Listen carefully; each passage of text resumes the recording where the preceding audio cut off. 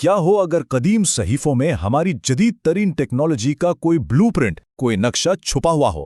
آج ہم ایک ایسے ہی حیران کن نظریے کی گہرائی میں جائیں گے جہاں یہ کہا جاتا ہے کہ پرانی کتابیں اصل میں مستقبل کے راز بتا رہی ہیں۔ تو چلیں سیدھا اس سوال سے شروع کرتے ہیں جو شاید سب کو چونکا دے۔ کیا یہ ممکن ہے کہ ایک 1400 سال پرانی کتاب میں لائیو ویڈیو جیسی ٹیکنالوجی کا ذکر ہو؟ سننے میں تو یہ ناممکن سا لگتا ہے نا؟ لیکن آئیے دیکھتے ہیں کہ اس نظریے کے پیچھے اصل منطق کیا ہے۔ اس کی ایک مثال قرآن سے لی جاتی ہے۔ میں اسے آپ کے پاس پلک جھپکنے میں لے آؤں گا۔ یہ وہ الفاظ ہیں جو اس وقت کہے گئے جب ملکہ سبا کا تخت جو ہزاروں کلومیٹر دور تھا ایک لمحے میں حضرت سلیمان کے سامنے لا کر رکھ دیا گیا، اور یہی پلک جھپکتے میں منتقلی ہماری آج کی بات چیت کا مرکز ہے۔ تو کیا یہ ایک سیدھی سادھی پیشین گوئی تھی؟ نہیں، اس نظریے کے حامی کہتے ہیں کہ یہ اتنی سیدھی بات نہیں ہے۔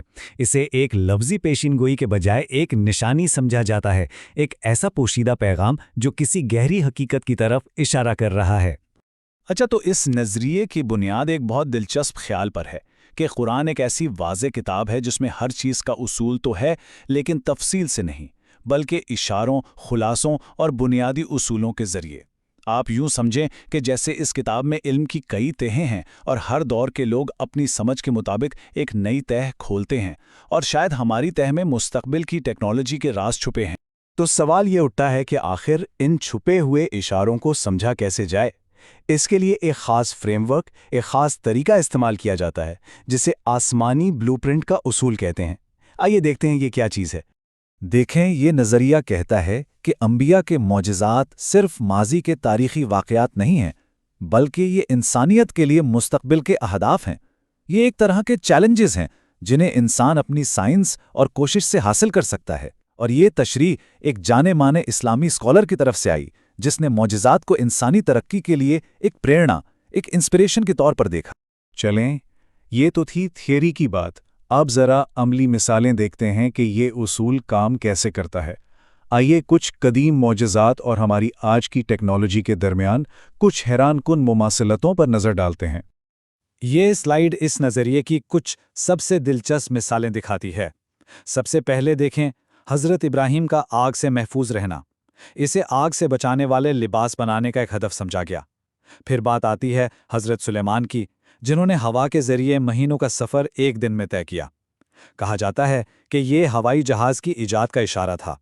اور آخر میں حضرت موسیٰ کا چٹان سے پانی نکالنا، اسے زمین سے وسائل نکالنے والی جدید ڈرلنگ مشینری کا بلو پرنٹ مانا جاتا ہے۔ چلیں حضرت ابراہیم والے معجزے کو ذرا اور قریب سے دیکھتے ہیں۔ ان کے کپڑوں کا آگ میں نہ جلنے کا معجزہ ایک بہت ہی خاص ہدف طے کرتا ہے، انسانوں کو شدید ترین گرمی سے کیسے بچایا جائے۔ اور یہاں بات بہت ہی دلچسپ ہو جاتی ہے۔ آج فائر فائٹرز جو جدید کیولار سوٹ پہنتے ہیں وہ جانتے ہیں کتنی گرمی برداشت کر سکتا ہے، 450 ڈگری سیلسیس تک۔ یہ اس قدیم کہانی اور آج کی سائنس کے درمیان ایک حیران کن اور براہ راست تعلق جوڑتا ہے۔ اور بات صرف یہیں تک نہیں رکتی۔ اسی طرح حضرت عیسیٰ کا پیدائشی نابیناؤں کو ٹھیک کرنا جین تھیریپی اور سٹیم سیل علاج کا اشارہ مانا جاتا ہے۔ کوڑ کے مریضوں کو شفا دینا جدید ادویات کی طرف ایک اشارہ تھا۔ یہاں تک کہ حضرت سلیمان کا جانوروں سے بات کرنا آج جانوروں کو جدید کاموں میں استعمال کرنے کا بلو پرنٹ ہے، جیسے ڈولفنز کا بارودی سرنگیں کھوجنا۔ لیکن یہاں ایک بہت اہم سوال ذہن میں آتا ہے۔ اگر یہ معلومات اتنی ہی اہم تھی تو اسے سیدھے سادے الفاظ میں ایک کتاب کی طرح کیوں نہیں بتا دیا گیا؟ یہ سب کچھ اشاروں میں کیوں ہیں؟ اس نظریے کے مطابق اس کی 3 بڑی وجوہات ہیں۔ پہلی بات تو یہ کہ کتاب کا بنیادی مقصد سائنس سکھانا نہیں بلکہ روحانی رہنمائی کرنا ہے۔ دوسری وجہ یہ ہے کہ اگر اس میں ہوائی جہاز یا انٹرنیٹ کا واضح ذکر ہوتا تو سوچئے پرانے زمانے کے لوگ اسے کیسے سمجھتے۔ اور تیسری اور شاید سب سے اہم وجہ آزاد مرضی ہے۔ اگر مستقبل کے سائنسی ثبوت کھلے عام بتا دیے جاتے تو ایمان لانے کے سوا کوئی چارہ ہی نہ رہتا اور زندگی کا امتحان ہی ختم ہو جاتا۔ تو پھر ان تمام اشاروں، پیشین گوئیوں اور بلو پرنٹس کا آخری مقصد کیا ہے؟ آخر یہ ساری بحث ہمیں کس نتیجے پر پہنچاتی ہے؟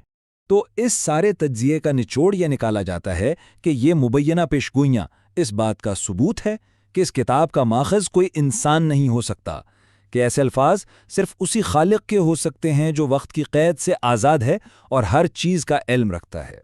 اس پورے آئیڈیا کو سمجھنے کے لیے ایک بہت زبردست ماڈرن مثال دی جاتی ہے۔ سوچئے کہ یہ آیات کمپیوٹر کی کمپریسڈ فائلوں یعنی زپ فائلز کی طرح ہیں۔ اور سائنس وہ سافٹ ویئر ہے جو وقت گزرنے کے ساتھ ساتھ بہتر ہوتا جاتا ہے اور ان فائلوں کو انزپ کر کے ان کے اندر چھپے ہوئے گہرے معنی کو ہمارے سامنے کھولتا جاتا ہے۔ اور اسی سوچ کے ساتھ ہم اپنی بات ختم کرتے ہیں کہ تاریخ میں اور کون سی ایسی کمپریسڈ فائلیں موجود ہیں جو ابھی تک انزپ ہونے کا انتظار کر رہی ہیں۔